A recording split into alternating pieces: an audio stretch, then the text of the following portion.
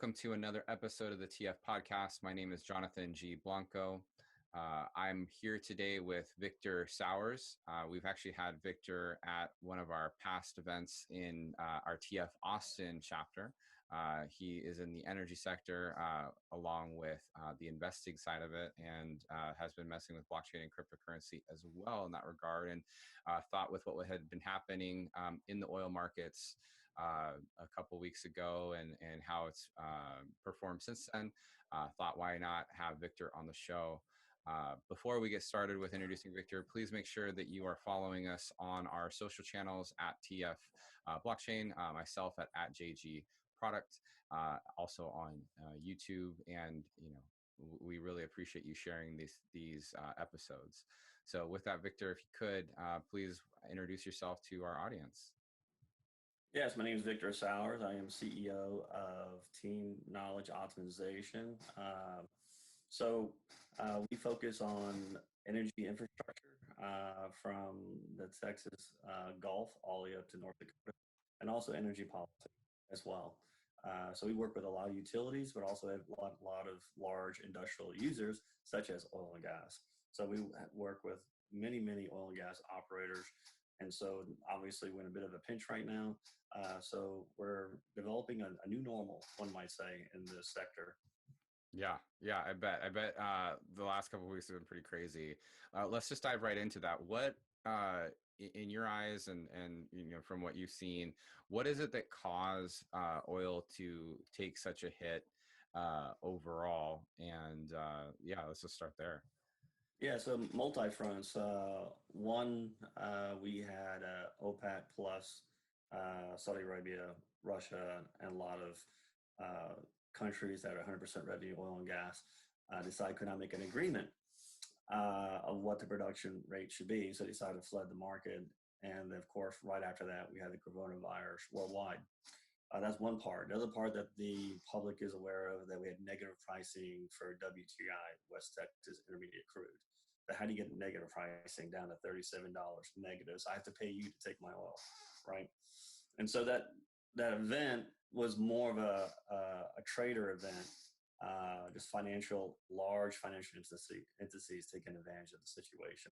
It wasn't a normal calibrated type of trade, if you will. I mean, it was very short, what have you.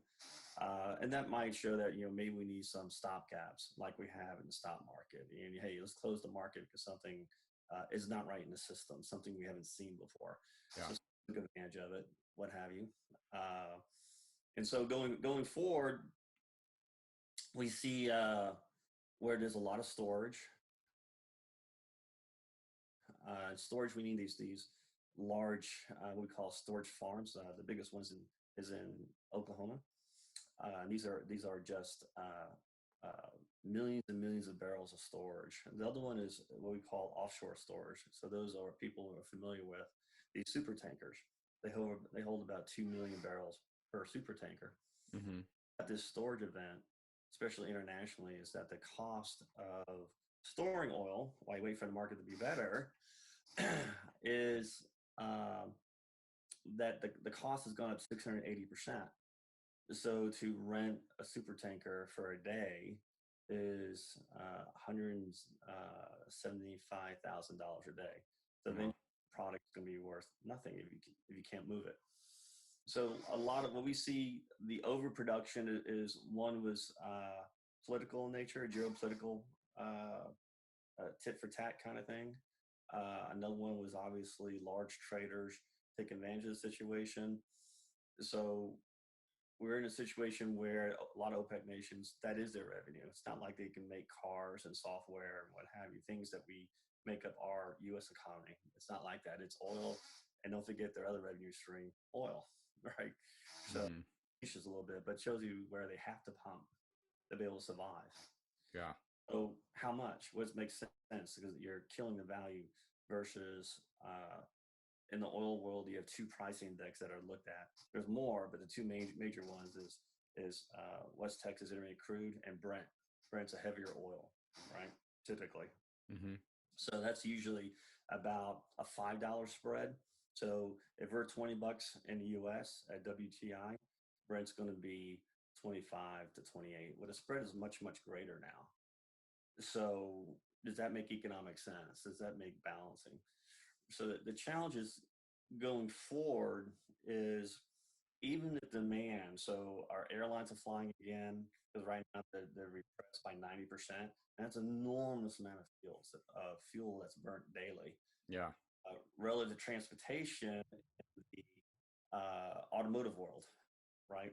Cars have become extremely efficient in the last 10 years. And then we have the transition, small, slow transition to electrification of transportation. So you have that, but airlines have gone through the roof internationally and domestically.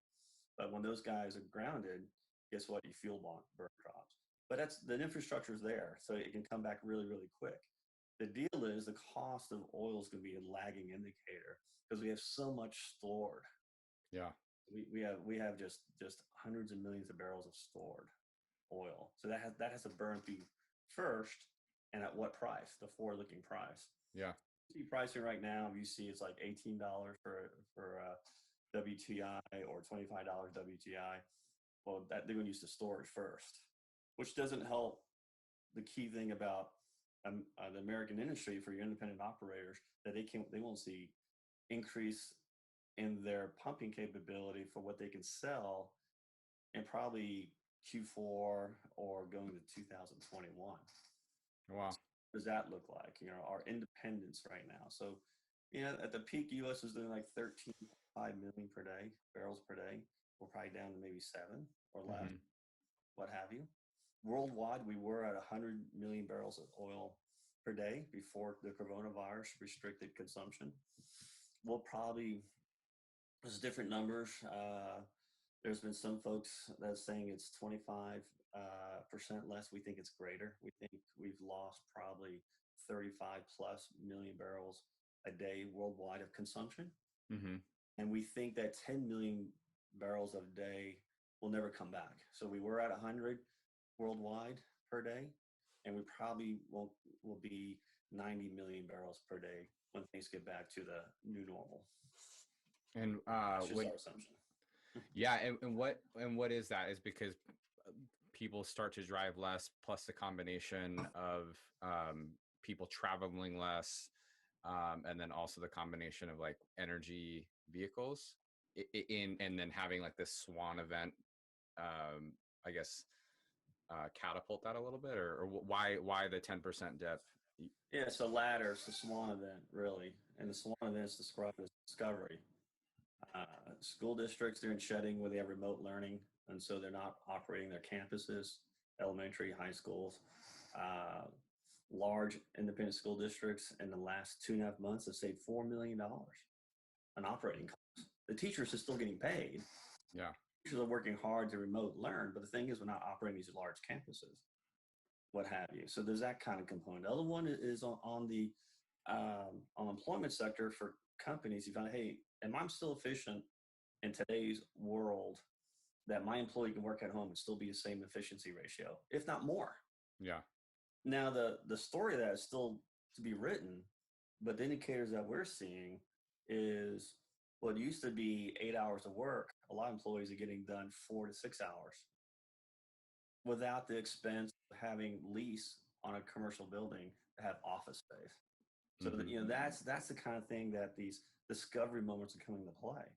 So if I'm not burning lighting and heating in buildings or campuses, well, I'm going to save on money, both on utilities and on lease payments, right, or mortgage payments. So they're looking at it very, very seriously. There's always a misnomer that if somebody works at home, that they become less efficient. Well, it's been not in all sectors, but we're showing some bright lights that that's not true. Yeah. So that's one of black swan. Right. Now, to go back to what you were talking about in regards to the oil and storage, let's say the economy gets turned on, everything gets turned on tomorrow. How long does it take us to go through what's in storage, likely, to then say we would start producing more? I know you said like it would take till what, Q4, I think you said, or 2021 till it would be producing at a similar level. But Until how? producers actually see a change in pricing per barrel. Got it. Right. So the issue right now is that have we slowed down production to match consumption? So right now we're still storing both internationally and US. So we're still pumping too much, right? So one indicator that we've seen this last month is that the various storage centers around the US, Strategic Petroleum Reserve, the storage in Oklahoma, did not reach its mark that what we anticipated it was going to be this much oil being stored. It was less than we are slowing down. But internationally and domestically, we're not there yet. And the best preparation in the best world, if we brought our production down by then we can burn into the stored oil. So it's I, a less of an impact. sorry, if we brought it down by how much? About 40% Yeah. of production. So that would be 60 million barrels a day. The question is, can a lot of countries that are on a tipping point, can they survive that? So the question is, if you lessen the quantity to increase the value, right? Supply and demand physics, right? Mm-hmm. So if I was at $60-$70 at the beginning of the year for Brent and now I'm down to 25, well, I cut it less than half, but I'm producing twice as much. So does that make sense?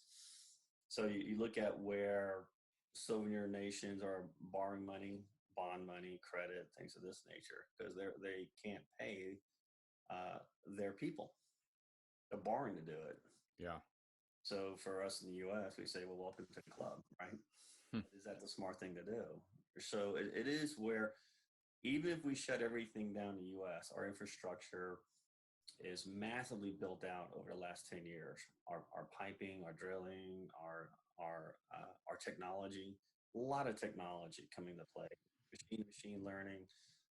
You talk about algorithms, AI is coming into play, what have you. And so this is going to be another black swan moment where when oil and gas industry say, you know what, we really need to understand and grasp a higher level of use of AI and machine intelligence, where it gives us a very simple read to make decisions to see how we're doing. Because going through this process of wells being shut in and what should be shut in, they're finding out a lot of inefficiencies because all the brain power, the human brain power coming into play, they're finding, hey, you know what, that well or that pump or the way we had configured is not very efficient on the side. Yeah, it was always there. Mm-hmm. That was always there.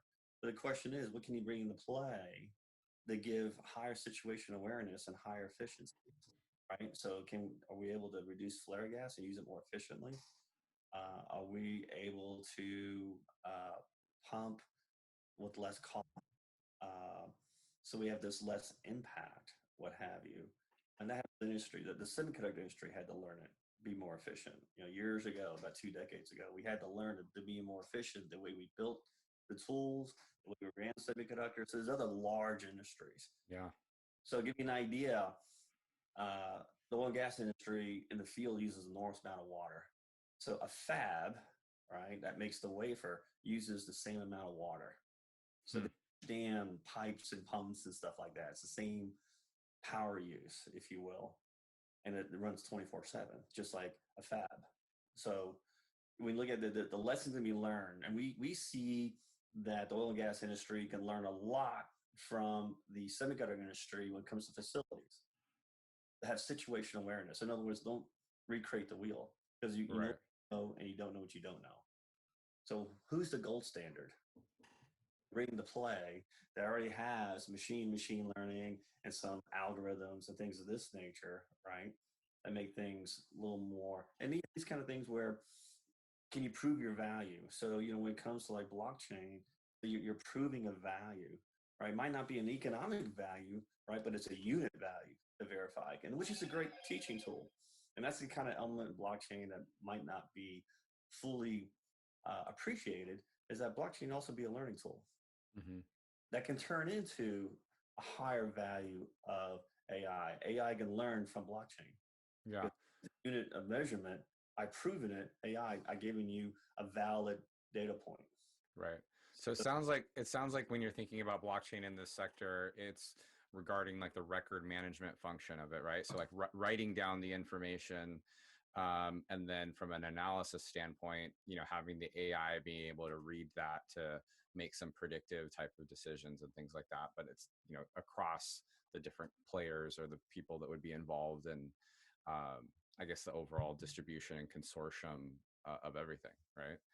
That's right. It's back to where we're on survival mode, and it's human brain power with all these hardworking people finding inefficiencies and things that we need to do to survive.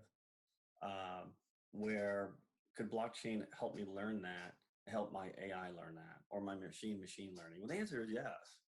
Mm-hmm. And so that's something can get us to the next level moment when we reemerge, and we will in all sectors. Well, what have we learned? Because without a doubt, when you have enormous amount of opportunity and you have a great economy, and then becomes still, well, what can you learn? Yeah. But during the time that we're in this pause, that is a bit of reflection. It's just because we're in our homes, it's not time to stand still. Time to move forward, without a doubt. Forward thinking. What is your battle plan? What's your business plan? It's like Mark Cuban said the other day. In this environment, it's the perfect time to start a business. Yeah. Cost of money is cheap and opportunity is huge. So when down that we're all focused on, we're laser focused. Well, are we going down losing jobs, what have you, losing opportunity, cut and pay, on and on. You also think there's also opportunity rising dramatically. It's finding that opportunity. It's just as big as the drop. Yeah. We're over 30 million people unemployed. Well, guess what? There's 30 million opportunity.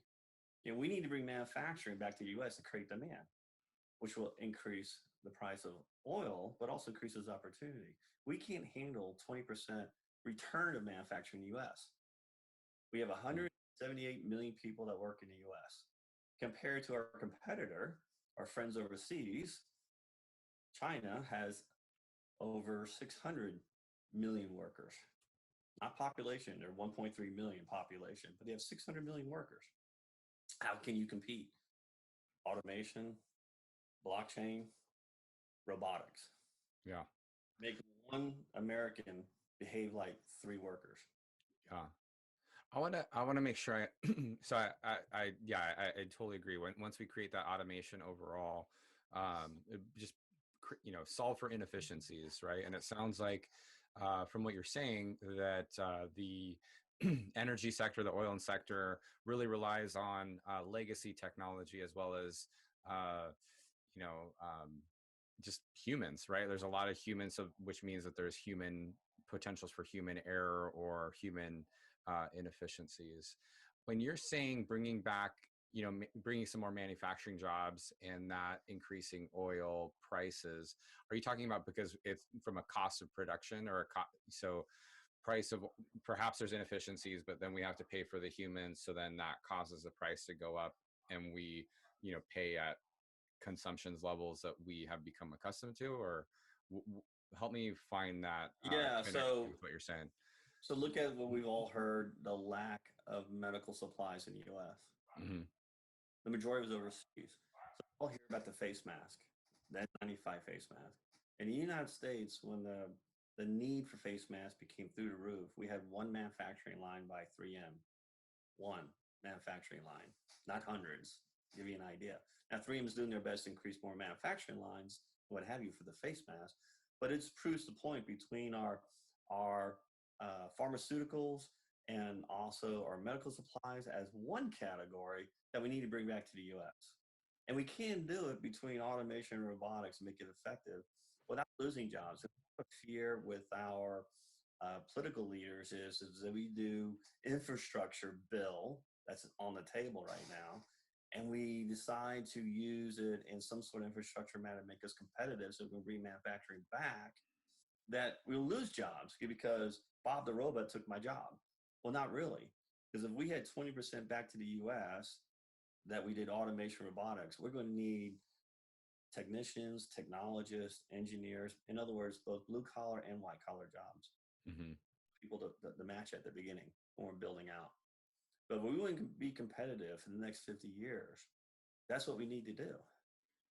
So that's the kind of item. So that requires our can consume more energy, but more efficient. So you can imagine that per capita that we're using less energy for producing more, right? It's just pie's bigger. So we need to grow the pie. So we have a choice as society who we're concerned about death, and every human life is precious, but it's not like World War II. From World War I and World War II, can you imagine those people that survived that?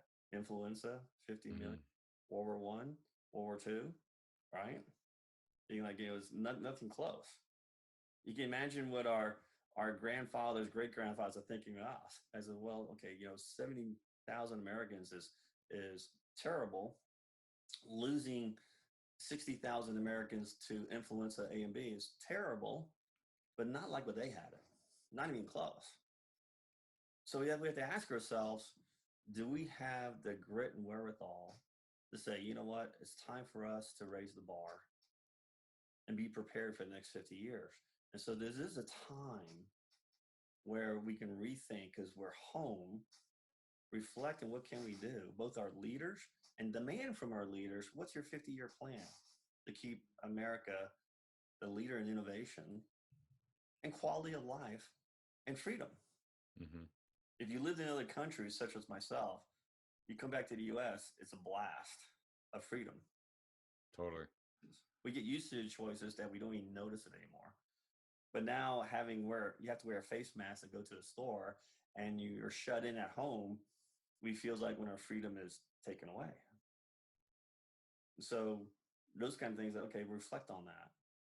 And so, well, go ahead. No, I would say it's interesting, right? Because it just has to all, just the overall preparedness and kind of the clarity around, I guess going back to what you say is that if we did have manufacturing on certain items here, it would have been a little bit easier to react to certain things in this event, right? And so where there would be more PPE more readily available and things like that. But going back on the energy side of things overall, or sorry, actually from the oil event that took place, I'm really curious on your point of view on the I don't know, call it the oil bailout or the stimulus that was, I think it was like what, $480 billion that was given to oil companies and to kind of stabilize out overall. What impact does that have in the broader scheme of things? And is it necessary? Is oil and gas the type of, when people say like, let them fail or too big to fail, is oil and gas a sector that's too big to fail, and or should have it just failed in that scenario, or is it a really good thing that the government did step involved in that? Just curious for your point of view. So relative to the industrial fund, it's not just oil and gas. So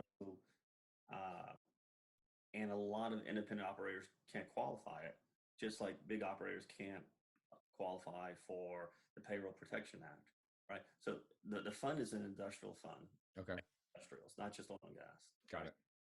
So that's kind of a misnomer. So this industrial fund is open to any industrials that could not qualify for payroll protection program, right? And they're larger operators, what have you. So, but strategically, we have to ask ourselves, do you want to be beholden to another country? Because right now, the OPEC plus nation want to bring the U.S. down and take out our strategic position of saying, you know what, we don't have to be beholden to your needs, right? We can have our own oil. Which begs the question, do we want to have our own internal trade? In other words, West Texas Intermediate crude is a U.S.-only tradable item, right? Which is a way of saying, do we do price control? Mm-hmm. And do we need to change the rules? So in other words, you know what, my oil's worth $30 a barrel, and that's the lowest we go, and that's it, right? Now, that's not using market forces to do it, but also we have to ask ourselves, are the rules for market forces out of date? Or is that enough protection to protect operators? So we look at it, we ask a lot of people, how much oil in Texas produces energy, electricity. How much? 1 barrel, million barrels a day. How much do we produce? Well, the answer is that it's zero. So all of our oil product is mostly used for transportation fuel. Enormous amount for aviation. Sorry, all the oil that we produce internally is for transportation, as you're saying? We don't use it for electrification. Got it. Yeah. Right? And that's a misnomer, right? Mm-hmm. So a lot of folks say, well, we can use, the more we electrify, the less oil we need. So, well, right now, our electrification for even EV vehicles does not come from oil, you see. But it is a product that we do for other transportation or heavy transportation, both rail, rubber tire, and air, right? The question is, do you really want another nation who does not have the best interest for America and Americans, right? So it is going to be a transition period, and you see a lot of oil and gas companies like Shell, BP are getting into the energy sector. In other words, electrification. Mm-hmm. So they're becoming retail electrification energy providers. That's different. They're getting into renewables. So they're learning to be a more encompassing of what the word energy company means. Yes, we do oil because we have to, but also we do wind and solar, Yeah. right? And we do charging, and we buy and sell electrification contracts, right? So that's great that they're learning. They know that the cheese is moving. If you read the book, Who Moved My Cheese? Hmm. So some oil and gas companies are aware of that and taking action, right, on that. Yeah. So you don't have to be a one product type company, in other words, if you want to be a true energy company. So they're thinking as well. And so, the prices going forward, it's going to be tough, but losing our strategic advantages and giving it to somebody that does not have our best interest at all, then it's something you have to ask yourself. Say, for American people that say, it's electrification, it's wind, it's solar, it's energy storage, and we can control all this through blockchain. We can buy and sell in blocks and matter of fact, create other revenue streams for the populace, which is quite possible with blockchain. With that being said, Like monetizing, kind of like basically monetizing energy consumption or usage, or I guess like from a tracking standpoint and kind of reward type system. Is that what you're talking about? yeah, it'd be the next evolution of demand.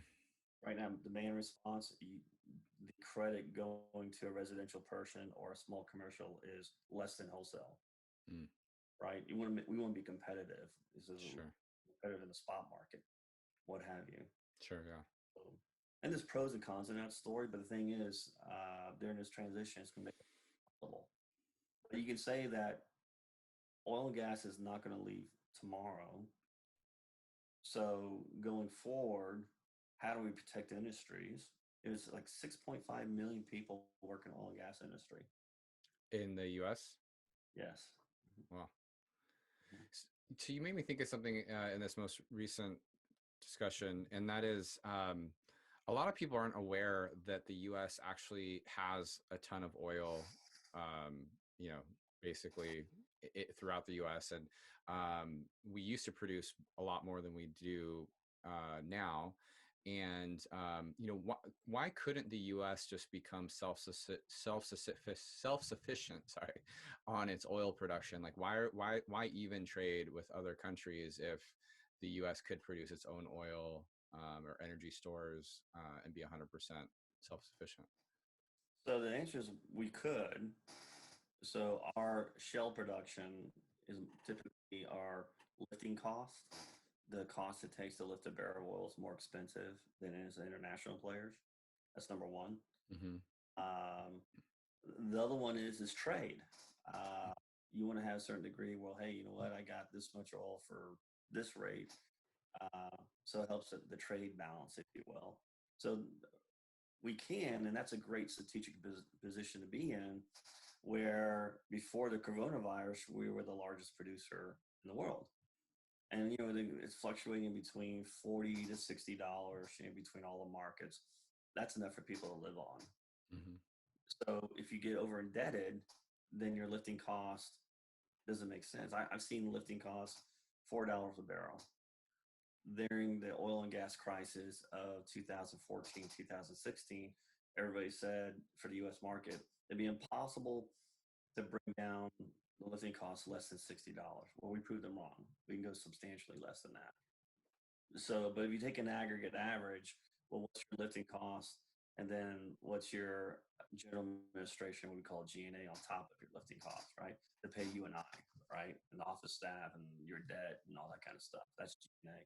But actual lifting costs, we're very, very competitive here in the US, right? So, and we apply a lot of technology, a lot of learning, lessons learned, because the oil and gas industry did go through a black swan moment when we had a pricing battle in 2014, 2016. It's not their first rodeo. The difference this time that even though this is an intentional engagement to push down the shale production in the US, we also have a demand destruction where the coronavirus says, you know what, nobody's driving, nobody's flying anywhere in the world, right? And that's something that I think OPEC didn't realize the magnitude of impact of that, what that implies. Yeah.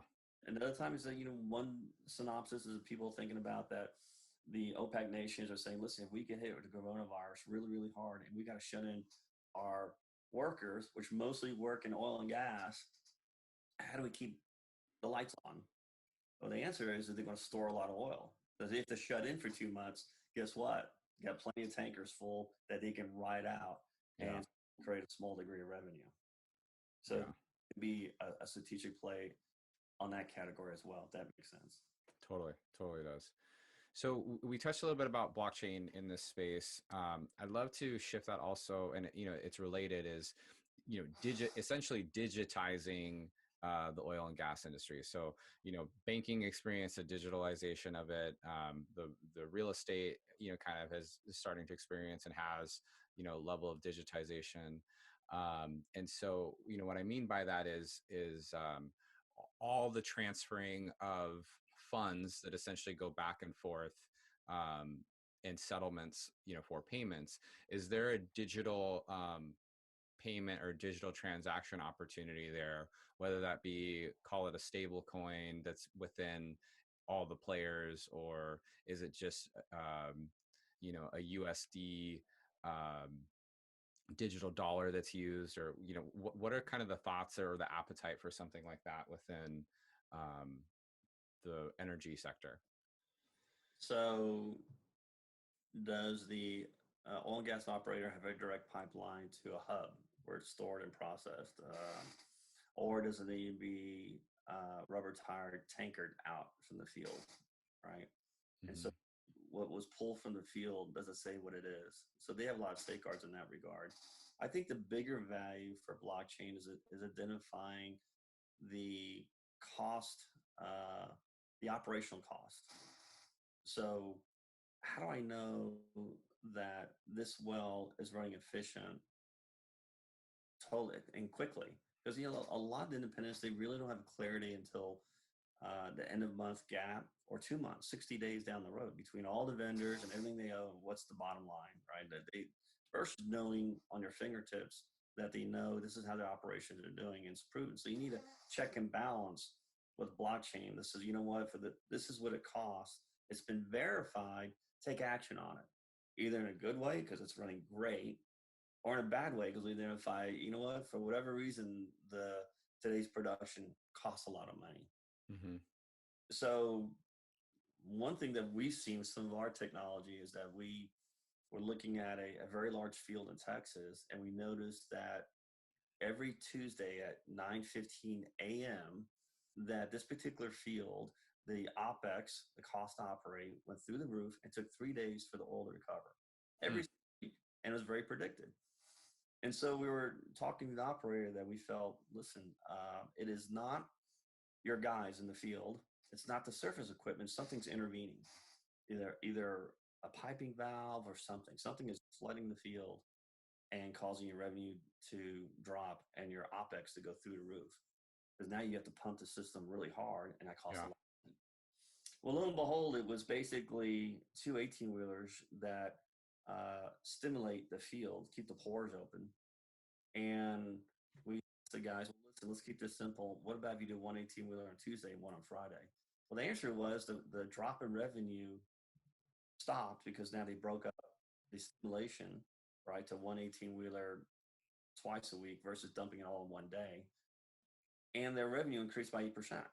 Got it. So they were essentially like flooding their own market in a way and causing the price.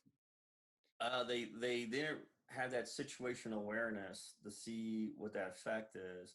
And the thing is that sensitivity, can blockchain make it affordable to give the granular opportunities to run more efficient? Yeah. So situation awareness that data point is true, right? So if I'm running and it's only cost me $4 to lift a barrel, and then it jumps up to $40 to lift a barrel, why? Mm-hmm. Right? And sometimes it's just a momentary time, only lasts a day or 2 days. But if it keeps on happening every week, there's an aggregation effect. Right. Yeah. That's where the oil and gas industry can use the digitization to identify something where human being cannot react quick enough. Yeah. It's great. Yeah, I think that sounds. I mean that makes a ton of sense, and I definitely can see that. Yeah, I think I just where I'm going with that is, I'm assuming payment or exchanges hands, or say basically money exchanges hands multiple times from the time it's pumped to I receive it in my car. And so yeah, it just seems like there's some really interesting opportunities to think through even digital currency, or wrapping things up in smart contracts, and just having some level of currency that's related to that industry, whether that be a cryptocurrency that exists today, a stable currency that's created by the natural and gas, by the energy sector for them to operate within themselves, just to easily remit payments all throughout. So yes, so on the currency fintech side of the house, so there's a bit of the oil and gas industry stepping in, putting their toes in the water regarding that type of currency tools and fintech for the following reasons. The oil and gas industry has been hit with ransomware attacks more than any other industry combined. By A lot. ransomware, is that what you said? Yeah, so ransomware, right? So wait, well, cryptocurrency, because when ransomware says, hey, I'll give you your data, but I need 300 grand, right? In cryptocurrency, right? So they have a bad misunderstanding of, well, how's this help me? Because everything that I've dealt with personally, this oil and gas operator saying, Yeah. very, very bad. Right. That part says the cult. But the answer is So there's a little bit of a call it a PR aspect that needs to happen in that regard. Yeah. Yeah, that's fair. So there is opportunity for the cryptocurrency, the fintech guys, and then it's the PR, but also here's how it can benefit, right? Yeah. And that's really yet to be seen, and there's clarity that needs to be had on that. Yeah, totally. Well, last topic before we wrap, I'd love to talk about, how familiar are you with cryptocurrency mining in the energy field? Is that something that you've worked with or experienced? Or, it seems like there, especially in Texas, I think it was a Peter Thiel backed company, got some significant funding for cryptocurrency mining with oil and gas. Curious what your thoughts are in that regard, and because it seems like there's lots of opportunity, right? If they're able to mine cryptocurrency with gas, or for instance, in the natural gas sector that would have essentially, burned off or not been used, it seems like a win for everybody. So what we see in the energy sector is obviously a lot of blockchain, cryptocurrency being used in the energy space, but it's electrification space. How does it happen? It happened really, really quick. Not so much oil and gas. It's a lot less. You're competing a volume of fluid and gas compared to electron, right? That uses to produce your in the telecast, right? Proportional. Not so much in oil and gas. So there's opportunity in that sector, but most of the effort we've seen is mostly on the electron side that are from utilities down to consumer of those kind of opportunities, and how retail industry providers are saying, is there value for this kind of granular trades? We might see it in gas, but most gas problem is that the hubs are full and pricing's really low. So we have physics causing an issue listed than technology, right? Now, clearly, gas will be using more because of we're retiring a lot of coal burning plants, and gas is turning on, which is extremely more efficient and cleaner than coal. So you have that kind of component. But as far as, it's not like where you and I can do micro trades at a granular level, at a wholesale level for gas, high pressure gas pipes. I see that there's this can be an opportunity on that. Is it scalable enough that the return for the service, if it's a SaaS, makes sense, right? And if not, can it help identify opportunities, right? And what's that cost? With other blockchain, cryptocurrency, there's a lot of high-speed trading, right? So you can make your volume. So for myself, I haven't seen the business model at wholesale level where you can have those granular high-speed trading trades that make sense for a business model. So how's that provider, that SaaS provider, going to survive? So that's not clear as in other industries. Got it. Yeah, and I was referring more just to the overall mining side of it, right? So like there's some companies that are actually mining cryptocurrency directly from natural gas, like the offset. There's actually a couple.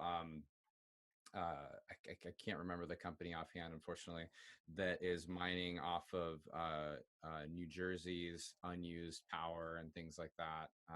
So so power, you mean electrification power? Yeah. Well, actually, to be honest, it's both, right? It's so there are in Canada, for instance, I know there's a lot of I shouldn't say a lot, but there's definitely people that are mining Bitcoin and cryptocurrency off of natural gas. I'm not super familiar. I know Peter, like I said, I know Peter Thiel's firm invested in a company in Texas for cryptocurrency mining off of the oil industry there. And then, for instance, I'm in Washington State, and that's kind of the model here from the hydro standpoint is that unused hydro energy is being used for Bitcoin and cryptocurrency mining. So unused. Unused, exactly. Yeah, so unused. So if I unuse my gas and oil, it's still there for a better day, right? I can see an algorithm that, hey, we can do a trade here, what have you. So there's a lot of data mining going on that is either you're a qualifier reviewer, gas, oil, electrons, right? Electricity, kWh, right? Then you can see, hey, you know what? I'm going to put my team on it and see and identify business opportunities, business models, right? So they're doing it for the oil and gas and quite a bit over the last 5 years, and the electrification component, right? A lot of it is readily available and easy to get to. Some of it you have to be a qualifier reviewer. But once your team gets on it, you can see, well, what do we see that our technology can come to play and add value from data mining? So data mining is more of a discovery component right now than here's my SaaS service to sell to you currently. So they're learning, right? Where's an opportunity? Is it worth our effort? What have you? And they might discover something kind of unique that can help out the producer, right? Trader, right? So it can help a trader organizations. Okay, well, if you use our SaaS, you can be a better trader, right? Because when oil became negative $37 and you weren't hedged, then that day went down to $37. There's a lot of people that lost their shirts. They're protected with some of their trade organizations, but if you weren't hedged, then you got hammered pretty hard, right? Yeah. A minor amount, a small amount, but that's one item that says, hey, if I predict does the mining reveal to me an algorithm where my assets could be protected? And that's a huge value right now. Yeah. Yeah, totally. No, I totally get on the data mining side, and yeah, I guess I just mean from like the crypto, the Bitcoin and the cryptocurrency mining overall for the mining of the coins and the blocks. Real quick, you made me think of something though when it came to predicting and predictability, and that is, what is your prediction for what's going to happen in oil and gas and in the energy sector? So you said some of this and throughout the conversation, right? That like it's going to take a couple quarters to kind of assuming that things get into this back to normal state, it's going to take a few quarters. But what do you see overall, for the industry in the next couple of years? Yeah, so an oil and gas industry right now is since it's more of a geopolitical than really a market battle. Our solution is market tools right now. That's the perspective of the U.S. federal government as well as oil and gas industry right now. There's a discussion Tuesday on the Rail Commission, Texas Rail Commission, which will dictate the WTI impact. Should we curtail production? So the amount of production that's fallen off the map in Texas, or for even the U.S., it's hard to see that that's going to add value and move. But going forward, we see the things. Who can financially hold out the longest? OPEC, U.S., Russia. Who has to borrow the most money and at the cost of money? Yeah. Right? So that's going to be an indicator. Official demand destruction, right? Mm-hmm. So it's not because of something tragic going on, like a war or a natural disaster. So just a matter is does my bank account or your bank account go dry first? And we figure that in the next 2 quarters, the various nations are saying, you know what, we're running dry, and the World Bank, our creditors, our bond people don't want to give us any more money. That's really going to be an indicator. And then we probably see by the end of Q4 that things will come to a head. Yeah. Not earlier. We see some other indicators with the bond people, the credit people in May. In the next 2 weeks, there's going to be a decision for some of the other nations that they can't get any more money. Right. So you made me just think of something. When it comes to these other nations, a lot of the nations that are in the oil industry are authoritative regimes and dictatorships. You strike me as someone that would have some opinions on this. I'm just curious what your thoughts are on that. Like, why do you think that is the fact? Or like, how do they respond? How does an authoritative government in the energy or like oil production standpoint behave that is, perhaps different than what an American or a Western ideal might be?